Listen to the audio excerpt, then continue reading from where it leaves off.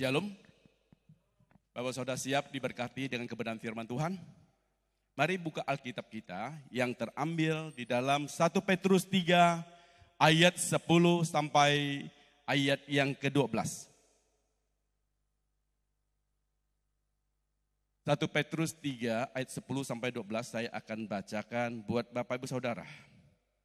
Siapa yang mau mencintai hidup dan mau melihat hari-hari baik, ia harus menjaga lidahnya terhadap yang jahat dan bibirnya terhadap ucapan-ucapan yang menipu.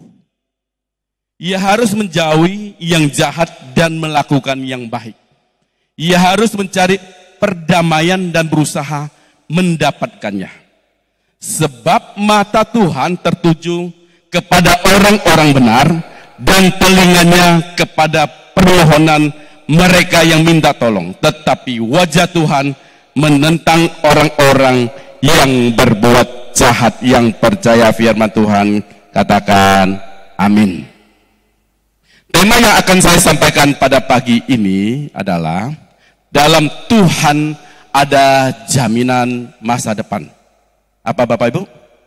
Dalam Tuhan ada jaminan masa depan. Coba Bapak Ibu Saudara perhatikan ayat yang 10 bagian A saja. Tadi 1 Petrus 3 ayat 10 bagian A saja. Dia berkata, firman Tuhan berkata demikian. Siapa yang mau mencintai hidup dan mau melihat hari-hari baik. Ini satu pertanyaan Rasul Petrus kepada jemaat di Pontius, di Galatia, di Kapadokia, Asia Kecil dan Bithania. Siapa yang mau mencintai hidup dan melihat hari-hari baik. Dan hari ini Tuhan juga mau bertanya kepada setiap kita. Khususnya jemaat GAB House of Prayer. Baik yang saat ini ibadah live streaming maupun ibadah langsung di gereja. Siapa yang mau melihat hari-hari baik. Siapa yang mau cinta hidup dan melihat hari-hari baik. Atau dengan kata lain, siapa mau ada jaminan masa depan yang baik? Kelihatannya nggak ada yang mau. Siapa yang mau? Amin, amin, amin. Amin, ini firman Tuhan yang menjamin. Di dalam Yeremia pasal 29 ayat 11 berkata demikian. Sebab aku ini mengetahui rancangan-rancangan apa yang ada padaku mengenai kamu. Demikianlah firman Tuhan, yaitu apa? Rancangan damai sejahtera, bukan rancangan kecelakaan, untuk memberikan kepadamu hari depan yang penuh dengan harapan. Jaminan masa depan yang penuh dengan pengharapan itu Tuhan berikan kepada setiap kita yang percaya, katakan amin. Hari ini kita sama-sama belajar supaya setiap kita menerima jaminan masa depan yang baik. Amin. Pertanyaannya, bagaimana seharusnya supaya kita ada jaminan masa depan yang baik? Perhatikan ayat 12. 1 Petrus 3 ayat 12 berkata demikian. Sebab mata Tuhan tertuju kepada siapa? Orang-orang benar dan telinganya kepada permohonan mereka yang minta tolong, tetapi wajah Tuhan menentang orang-orang yang berbuat jahat. Ketika kita putuskan menerima Tuhan Yesus Kristus sebagai Tuhan dan Juru Selamat, ketika kita percaya bahwa Yesus terpaku di atas kayu salib untuk menggantikan dosa kita, dan kita percaya bahwa Yesus memberikan jalan keselamatan kepada kita, kita menerima jaminan masa depan yang baik. Amin, saudara percaya?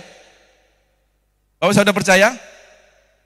Ketika kita menerima Yesus Kristus, Tuhan sudah sediakan jalan bagi kita, bagi yang percaya kepadanya. Makanya di Yohanes pasal yang ke-14 ayat 6 katakan, Tuhan Yesus katakan, akulah jalan kebenaran dan hidup. Siapa yang percaya kepada Yesus, jalan sudah terbuka bagi dia. Untuk memperoleh yang namanya keselamatan, masa depan yang penuh dengan pengharapan. Baik pengharapan di dunia ini maupun maupun pengharapan yang akan datang. Amin Bapak Ibu, percaya? Saat liburan yang lalu, kita kan baru habis liburan ya. Kelihatannya waduh, wajah-wajah segar. Baru liburan kan? Betul tidak? Tapi liburan yang lalu ini, pemerintah menetapkan larangan untuk mudik. Gak boleh pulang kampung. Harus stay tetap di rumah masing-masing. Tapi kenyataannya ada orang mudik tidak? Banyak ya. Gampang gak mudik? Ada yang lewat jalan tikus, betul ya? Jalan cacing yang tikus, nggak tahu lah istilahnya itu. Waduh, sampai penuh sesak. Saya juga ada urusan mau ke Jakarta. Gampang nggak ke Jakarta? Pemerintah ada larangan. Tidak gampang. Harus ada surat jalan. Ada satu legalitas yang dibuat sama instansi tertentu sehingga saya boleh ke Jakarta. Sama Bapak Ibu Saudaraku. Ketika kita menerima Yesus Kristus sebagai Tuhan, Tuhan sudah berikan garansi kepada kita, ada jalan menuju kepada keselamatan, ada jalan masa depan yang baik. Namun seringkali kita itu tidak terjadi dalam hidup kita. Kenapa? Karena jalan yang Tuhan berikan kepada kita, kita tidak pakai. Kita pakai jalan kita sendiri. Maunya kita. Hari ini adalah hari Pantekosta. Ya. Ketika Tuhan bangkit dari kubur, dia menampakkan diri kepada murid-muridnya selama 40 hari. Ya.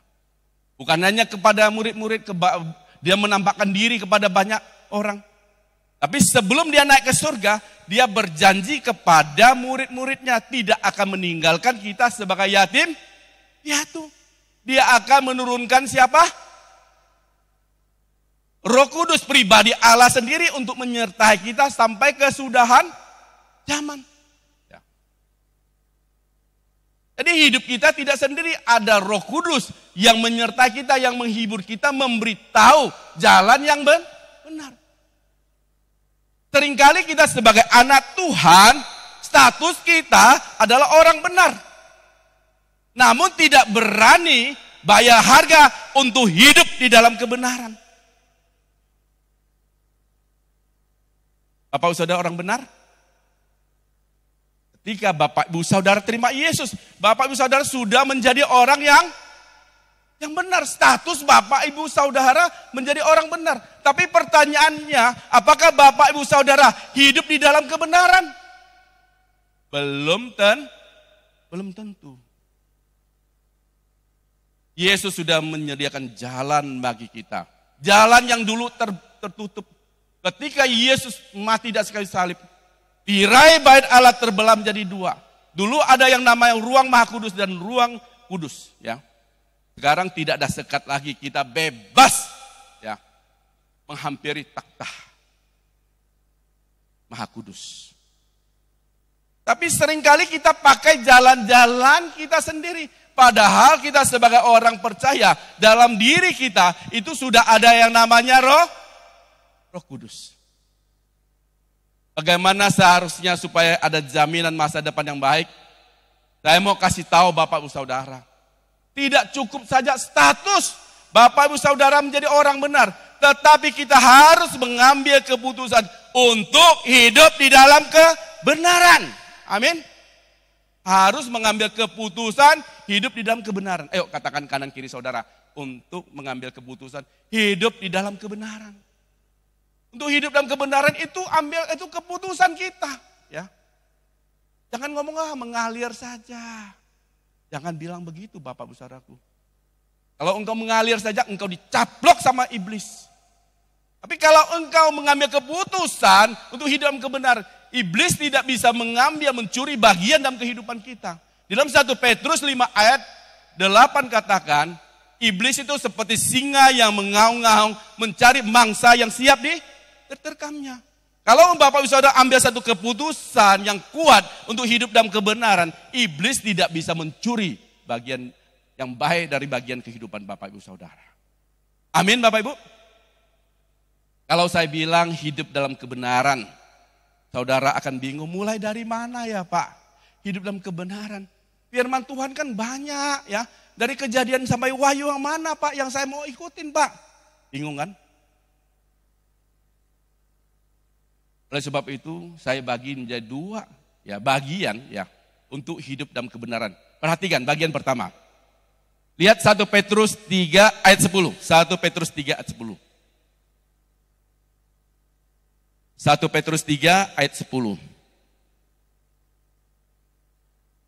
Siapa yang mau mencintai hidup dan mau melihat hari-hari baik, ia harus menjaga apa? Yuk sama-sama menjaga apa? Menjaga lidahnya terhadap apa? Yang jahat dan bibirnya terhadap ucapan-ucapan yang menipu. Bagian pertama untuk hidup dalam kebenaran ya. Harus menjaga lisan. Harus menjaga perkataan. Banyak orang tidak bisa sukses karena tidak menjaga perkataannya. Di dalam Yakobus pasal yang ketiga ayat 9 dan 10 berkata, dengan lidah kita memuji Tuhan Bapa kita. Dengan lidah kita juga mengutuk manusia yang ciptakan menurut rupa Allah. Dari mulut yang satu mengeluarkan berkat dan kutuk. Dikatakan hal ini saudara-saudaraku tidak boleh terjadi yang demikian. Seringkali kita ibadah luar biasa sebagai anak Tuhan. Wah kita sepertinya rohani kita melayani Tuhan dengan baik dan sebagainya. Pelayanan ke desa kemana-mana, hebat. Menjadi WL, jadi song leader, jadi pengkhotbah. Tapi dalam kehidupan kita sehari-hari, kita tidak menjaga lisan kita. Kita tidak menjaga perkataan kita. Bagian yang pertama hidup dalam kebenaran adalah kita harus menjaga perkataan kita. Firman Tuhan katakan, hidup mati kita ditentukan oleh lidah. Siapa yang suka menggemakan itu akan memakan buahnya. Seringkali Bapak Saudaraku, kita sebagai orang percaya kepada Tuhan, ibadahnya luar biasa, doanya luar biasa, tapi perkataan kita itu menyakiti banyak orang. Seringkali perkataan kita, perkataan yang melukai banyak orang. Ada orang lidahnya suka berbohong. Ada orang lidah perkataannya perkataan kasar. Ada orang lidahnya perkataannya jorok. Ada tidak? Ada perkataannya sombong. Suka fitnah. Sudah berkata-kata hal yang dia belum tahu. Bahaya loh Bapak Saudaraku. Kapal yang besar, Yakobus bilang, Rasul Yakobus bilang, bisa dikendalikan dengan kemudi yang kecil. Tapi siapa yang berkuasa mengendalikan lidah? Kita tidak mampu loh Bapak Saudara sebagai manusia kita kendalikan lidah kita. Dan Bapak Saudara bersyukur ada Roh Kudus menyertai sepanjang kehidupan Bapak Ibu Saudara.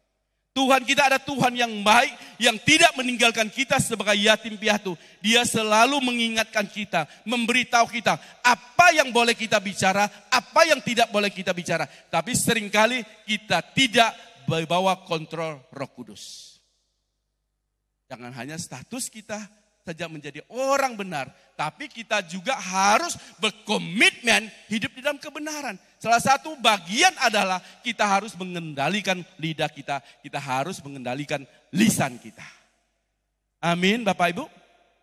Amin? Yang pertama apa? Kita harus mengendalikan lidah kita. Mulai hari ini Bapak Ibu Saudaraku, kita belajar. Setiap perkataan kita itu ada konsekuensinya. Betul Bapak Saudaraku. Ketika kita berkata-kata yang tidak baik, Bapak Saudaraku, berarti ada bagian yang tidak baik yang akan kita terima dalam kehidupan kita. Tanpa kita sadari. Tetapi ketika kita keluarkan perkataan berkat, perkataan yang baik ya. Tanpa kita sadari sebetulnya kita juga menerima sesuatu yang baik dalam kehidupan kita. Yang setuju dengan saya katakan amin. Nah, ini mulai harus kita sadarin Bapak Saudara. Jangan bilang saya ikut Tuhan. Selama ini saya sudah sungguh-sungguh beribadah, sudah berdoa. Tapi saya tidak dapat apa-apa. Coba cek perkataanmu. Ada waktu kita ibu-ibu saat hamil, saat mengandung. Waduh anaknya dipelihara. Tapi setelah dia menjadi anak. Mulai rewel dan sebagainya. Hati-hati loh ibu-ibu, jaga perkataan. Anak bodoh, anak brengsek, anak yang gak tahu diri. Hilangin perkataan itu. Anak yang pintar, anak yang baik, anak yang tahu berbakti kepada orang tua, anak yang pintar, yang hebat. Perkatakan yang luar biasa. Suamimu bekerja, waduh suami gak tahu diri. Jangan Bapak Saudara. Suami saya baik, suami saya bijaksana, suami saya ini suami yang tanggung jawab. Amin. Bapak-bapak juga sama. Goblok istri, goblok. Jangan Bapak Saudara. Benar-benar istrimu jadi istri goblok.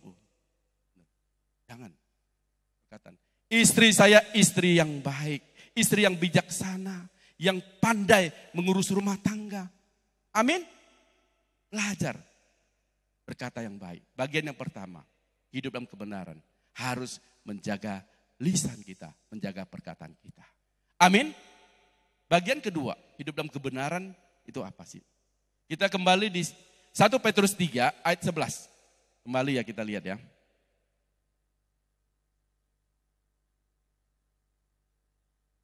Ia harus menjauhkan yang jahat dan melakukan, menjauh yang jahat dan melakukan yang baik. Ia harus mencari perdamaian dan berusaha mendapatkannya. Perhatikan harus menjauhkan yang jahat. Ya. Harus menjauhkan yang jahat. Di sana ada yang jahat, kita harus jauhkan diri kita. Ada satu tindakan yang harus kita perhatikan, yaitu apa? Menjauhi yang jahat. Kalau kita lihat ada sesuatu yang jahat, kita dekatin atau jauhin? Ada seorang pendeta, ini kisah nyata ya. Ini ada seorang pendeta besar yang hebat ya. Salah satu pengajar yang handal, banyak program-program yang dia buat, banyak buku yang dia tulis. Salah satu program seperti Pria Sejati, Wanita Bijak ya. Ada karangan-karangan buku. Ya. Aku Pengikut Kristus dia buat pilar-pilar dalam gereja. Salah satu saya pengikut Kristus. Dia ciptakan lagu pilar yang kedua, komunitas sel yang buat. Ibadah itu pilar. Ya, bukunya saya sempat baca, bagus Bapak Saudaraku. Tapi suatu ketika Bapak Saudaraku, dia merasa dia sudah kuat, dia merasa sudah hebat, dia merasa dia seorang pengajar, dia merasa dekat dengan Tuhan, dia banyak pengetahuan, dia coba-coba Bapak Saudaraku, menginjil di diskotik. Apa itu diskotik? Disko banyak itik-itiknya di sana itu. Itu diskotik. Kalau nggak tahu nanti pulang tanya Pak Vin mungkin lebih tahu. Sekarang Pak Vin sudah berubah tidak? Ya. Dia merasa dia sudah kuat, dia sudah hebat. Dia mulai menginjil di sana. Dan ketika dia menginjil itu ternyata di dalam rumah tangganya dia ada problem sedikit dengan ada problem dengan istrinya. Dan tahu Bapak Ibu Saudaraku. Akhirnya dia harus meninggalkan buah pelayanannya. Dia hidup sama leven dengan salah satu ya, orang yang mau dia injilin. Dan dia harus meninggalkan buah pelayanannya yang luar biasa. Bahkan sekarang dia kalau mau kumpul lagi di tempat yang pelayanan yang lama, dia harus sembunyi-sembunyi Bapak Ibu Saudaraku. Betapa menyedihkannya. Firman Tuhan mengajarkan kepada kita. Ada satu tindakan dalam hidup kita yang harus menjauhi yang jahat. Amin. Kita jangan merasa kita sudah kuat. Ya. Jangan merasa kita sudah hebat. Tidak ada manusia yang hebat. Tidak ada manusia yang kuat. Di dunia ini semua di bawah kontrol iblis. Ya. Ketika Lucifer jatuh ya Bapak Ibu Saudaraku, dia sudah dibawa, dia menyeret sepertiga malaikat untuk menjadi pengikutnya. Bapak Ibu Saudara, hati-hati loh. Kapan kita bisa kuat? Ketika kita menempel dengan Roh Kudus. Ketika kita mau minta arahan Roh Kudus. Firman Tuhan mengajarkan kepada setiap kita. Menjauhi yang jahat. Coba perhatikan lagi ayat 11. Ayat 11. 1 Petrus 3 ayat 11 berkata demikian. Ia harus menjauhi yang jahat dan melakukan apa? Melakukan yang baik. Cukup sama di sini. Melakukan yang baik. Garis bawah melakukan yang baik. Ternyata kita tidak cukup saja menjauh yang jahat. Tapi kita harus satu tindakan nyata dalam hidup kita. Apa? Melakukan yang baik. Amin. Yuk katakan kanan kita. Harus loh melakukan yang baik. Rasul Paulus ketika dia belum kenal Tuhan Yesus, dia bernama Saulus. Dia terkenal sangat jahat. Dia suka menganiaya jemaat Tuhan. Dia cari jemaat Tuhan untuk dibunuh, untuk disiksa. Tapi dalam suatu perjalanan dia ke Damsyik. Ketika ada sinar yang terang datang dalam hidupnya. Dan dia rebah ke tanah. Dia 3 hari dia mata jasmaninya dibutakan. Ya. Dan mata rohaninya dibukakan. Hidupnya berubah. Amin. Dulu yang suka menganiaya jemaat sekarang menjadi pengajar jemaat. Pertanyaan Bapak Ibu Saudara, ketika belum bertobat, saya percaya tidak ada satupun yang benar. Tapi ketika Bapak Ibu Saudara bertobat, apakah ada perubahan dalam kehidupan kita? Karakter kita yang jahat, apakah kita sudah berubah? Kita sebagai orang percaya, kita setiap hari kita harus berjalan menghampiri tata kerajaan Allah. Makin hari kita harus makin disempurnakan seperti Kristus. Amin. Amin Bapak Ibu. Amin atau aman Bapak Ibu. Jangan aminnya aman ya. Segala tindakan kita harus berbalik 180 derajat. Ini ciri orang yang bertobat. Dulu waduh belum kenal Tuhan. Jahatnya minta ampun. Sekarang sudah kenal Tuhan. Baiknya minta ampunnya sama ya. Minta ampun juga. Amin. Dalam Filipi 3 ayat 13 dan 14. Rasul Paulus berkata demikian. Bapak bisa perhatikan. Filipi 3 ayat 13 dan 14 berkata demikian. Saudara-saudaraku. Aku sendiri tidak menganggap bahwa aku telah menangkapnya. Tetapi ini yang kulakukan. Aku apa?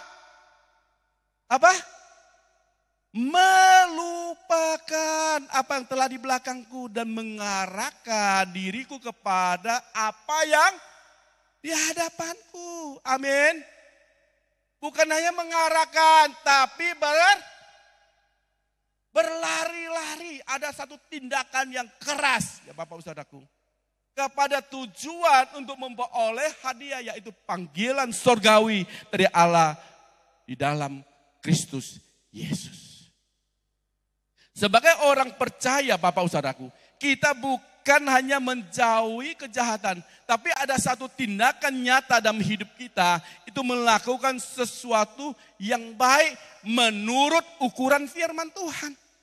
Bukan menurut etika dunia, bukan menurut norma itu dunia, tapi menurut ukuran firman Tuhan. Firman Tuhan bukan hanya mengandung Alkitab bukan hanya mengandung firman Tuhan. Alkitab bukan hanya sebagian firman Tuhan. Tapi Alkitab adalah satu-satunya firman Tuhan yang menuntun setiap langkah hidup kita. Amin Bapak Ibu. Ya setiap langkah hidup kita harus dituntun menurut standar Alkitab. Bukan standar dunia. Kemarin saya banyak sharing-sharing firman Tuhan dengan hambanya yang di Jakarta. Banyak hal yang kami bicarakan. Standar dunia Bapak Saudaraku. Kalau mencuri, ya dikit-dikit gak apa-apalah, halalkan. Separuh nyolong gak apa-apalah. Tapi Tuhan beda loh Bapak Saudaraku. Kalau misalnya Bapak Saudaraku, orang bayar kita uang. Kedapatan lebih Bapak Saudaraku. Hak kita ada hak orang lain. Kan dia sudah hitung. Bukan salah kita terima saja. Itu standar dunia Bapak Saudaraku. Tapi kalau standar firman Tuhan, walaupun orangnya tidak tahu, kita wajib mengembalikan. Itu bukan haknya kita. Amin.